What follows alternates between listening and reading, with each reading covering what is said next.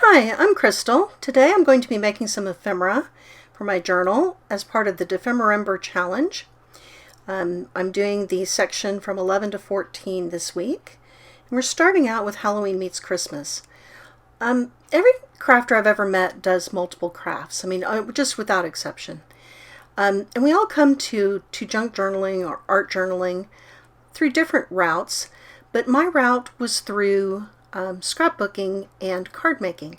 So I started with scrapbooking in the 90s, back before online shopping was a thing, if you can believe that. And then went on to card making and have then taken up junk journaling. So when I look at these challenges, I always look at them through that background. And I think that it does inform our choices because it shapes the skills that we have and the supplies that we have on hand. So when I'm looking at these challenges, I'm thinking about stamping and die cutting a lot of the time. So I'm starting out here with a Tim Holtz Paper Village Thinlit set, and I've cut out two houses. One came out a little bit wonky, so I'm making that the Halloween house. The other one came out nice and plumb, so that's going to be the Christmas house. And on the Christmas house, I'm going to attach a nice, warm, welcoming golden glow behind the open windows. And I'm going to just remove the tabs because I'm not building the 3D project and attach the flat pieces to my golden glow background. For the Halloween house, I'm going to attach it in a kind of off-kilter wonky way onto a much more menacing orange background for that spooky look. And then I'm going to continue on the theme.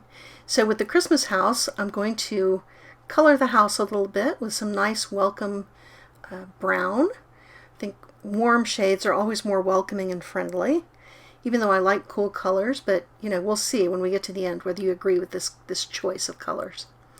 So there's my Christmas house, and now for the Halloween house I'm going to go with a spooky dark gray. So I'm just using an ink blending brush to blend the ink on, and particularly on the Halloween house I don't care if it's kind of mottled because I think that adds to the spooky vibe. So once I get the color on, I'm going to go through my supply stash and see what else I've got that I can add to this project. And I think that I've got some other little Christmas and Halloween bits and bobs. I'm going to get those out, and indeed I do. So I'm going to add this little bit of iron gate and a little spooky tree, maybe some ghosts, and build up my Halloween house in that fashion. And then on the Christmas house, I'm going to use the Christmas pieces. Now some of these are not really quite the right scale. The Christmas tree looks fine. I think that's going to work out just great. But when it came time to put on some of the other pieces, I found that they were a little out of scale. So you just have to work with what you have, see what you've got. That Christmas wreath is bigger than the door. So I'm going to use some other little pieces to build my Christmas wreath. So once I attach all these, we're going to come back and see how these look. Here's my little sheer ghost. I think those are cute. So there's the sheer ghost. I've got a bat, I have a spooky tree, and I have a metal gate to build up my Halloween house. And then my Christmas house, I have a couple of evergreen trees and a wreath with a bow. So I think that turned out pretty nicely. For the next challenge, we're moving on to the Kintsugi House, which is a type of visible mending. And here I'm going to remove the tabs again since I'm not building a 3D project. And I guess I could just rip the house in half and then mend it with visible mending, but that seems like a lot of work.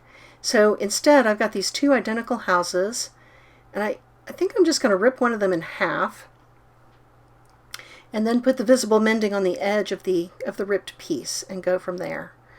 I think that's going to be easier in the long run. So here we go with the ripping, and I think that's going to work quite nicely. I'll put my mending on the edge. For my visible mending, which is often done in gold, I'm going to use Foundry wax. I don't know what is in this stuff, but just these couple of drops is going to be plenty. And I'm going to apply it with my fingertip onto the edge of this ripped piece, and then I'm just going to put a little bit, I've got a little bit left on my fingers, I'm going to put that on the corner of the house. It's like one-step embossing, but it feels kind of like gritty wax, so I'm not really sure what's in that. But once you put it on, you just use your heat tool to melt it, and that makes it permanent. and it looks great. So yay for Foundry wax. So I think I want the difference in the two pieces to be really, really obvious. So since I've got the blending brushes out, I'm going to go ahead and blend on some nice blue color onto the whole piece of house, and then attach my visible mending piece right on top there. So once I've got the color on, I'm going to go to the glue, and we'll see how that looks. I think that turned out pretty nicely as well. Nice gold edge. The next challenge was magical creatures, and I do not have a lot of supplies in this area, but I do have a Pegasus. So this stamp is from Flawn's Craft, and they don't seem to be selling stamps anymore, and I have never seen anyone else do this type of clear red stamp. But I am stamping the Pegasus in red because I'm thinking about the flying red horse of Dallas. Anybody from the Dallas area will be familiar with this horse. Stood downtown for many, many years, is now in front of the Omni Hotel, and so I think that will definitely find a place in my journal. Now we're going to move on to the Mushroom Robot Challenge, and I struggled with this one, I'm not going to lie. I want to respond to the challenge.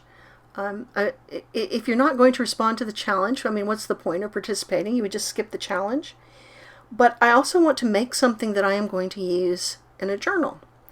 So I really gave this some thought, and I ended up using two different sets here. And I've linked to all the supplies below if you're interested in them. But I've used the Tim Holtz Retro TV set to build a TV, die cut a TV. And then I've got this set from My Favorite Things called Pizza Maker.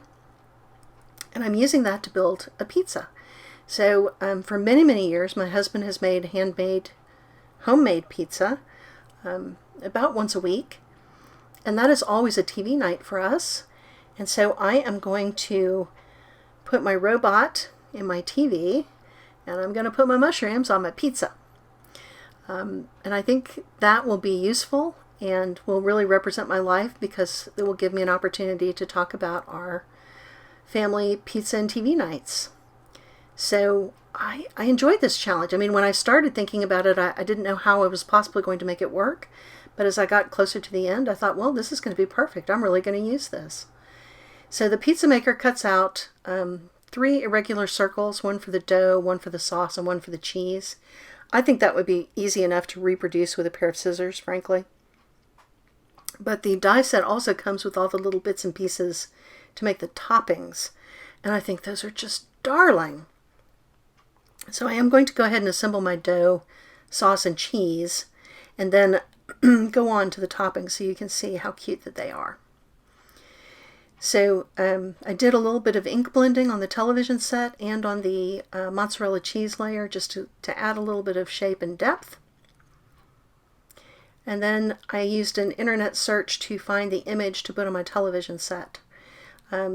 Truthfully, what we normally watched on television was Star Trek, but there aren't any obvious robots in Star Trek, so I went with Futurama.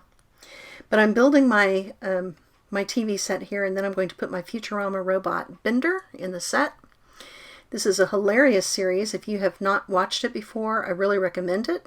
It's from the creator of The Simpsons, Matt Groening, but instead of being a family sitcom like The Simpsons, it is a workplace comedy like The Office. So I've put Bender the robot in my television set, and then I'm just building up the television set with the pieces that come with that die set. I could glue the antenna pieces on top of the antenna on the die, but it's easier, I think, just to cut off the antenna and replace it with my metallic antenna. I also cut some metallic gold for the feet of my old-fashioned television cabinet. I'm going to attach those. And then the die set cuts all these separately, which is really handy. Tim Holtz does a really good job, I think, with his die sets of making sure that you don't have to run it through multiple times to get all the pieces. They come on the die. So next I'm going to put on the control panel, which I've cut in a contrasting color.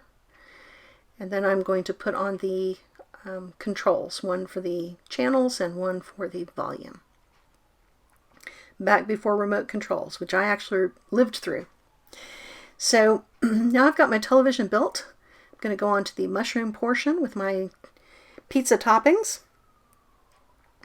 And so there are my pizza toppings. We have Canadian bacon, onion, green pepper, pineapple, pepperoni, mushrooms, and black olives.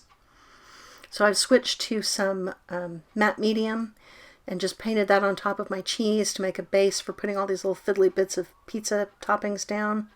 And I'm just attaching the toppings. So I really enjoyed this round of challenges for Dephemerember. I'm enjoying this whole month, and I hope that if you find this enjoyable or interesting, that you will play along with us. Thank you for joining me today.